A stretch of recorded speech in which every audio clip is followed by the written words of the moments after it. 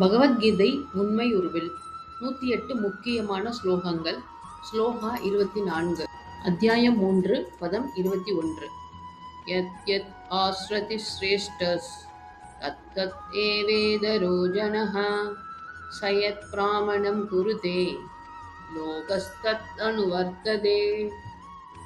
பெரிய மனிதன் எத்தகைய செயல்களை செய்கின்றானோ அதையே பொதுமக்களும் பின்பற்றுகின்றனர். தன் செயல்களால் எந்த தரத்தை அவன் உவமை அமைத்து காட்டுகின்றானோ அதையே உலகம் முழுவதும் பின்பற்றுகின்றன. இந்த ஸ்லோகம் முன்னுதாரணத்தின் சக்தியை வலியுறுத்துகிறது. சமூகத்தில் உயர்ந்த நிலை பெற்றவர்கள், தலைவர்கள், அறிஞர்கள், குருக்கள், அரசர்கள் போன்றோர் எவ்வாறு நடந்து கொள்கிறார்களோ அதையே பொதுமக்கள் பின்பற்றுகிறார்கள். அதனால் உயர்ந்தவர்களின் கடமை தங்கள் செயல்களில் நல்லொழுக்கம், தர்மம், ஒழுக்கம் ஆகியவற்றை வெளிப்படுத்துவதாகும். ஒருவர் சொல்வது மட்டுமல்ல, அவர் செய்வதுதான் மற்றவர்களுக்கு உண்மையான வழிகாட்டி ஆகிறது.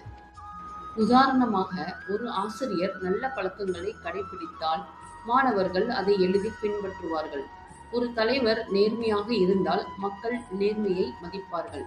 அதேபோல ஒருவர் தவறான வழியில் நடந்தால் அது சமூகத்தையே பாதிக்கும். இந்த ஸ்லோகம் நமக்கு சொல்லும் முக்கியமான செய்தி, நாம் எவ்வாறு வாழ்கிறோமோ அதுவே மற்றவர்களுக்கு முன்னுதாரணமாகிறது. ஆகையால் நல்ல வழியில் நடந்து கொள்வதே உண்மையான தர்மம். ஓம் அஜ்ஞானதிமிராந்தஸ்ய ஞானாஞ்சனசலாக்கயா சக்ஷுருன்மிலிதம் ஏன தஸ்மை ஸ்ரீ குருவே நமஹ.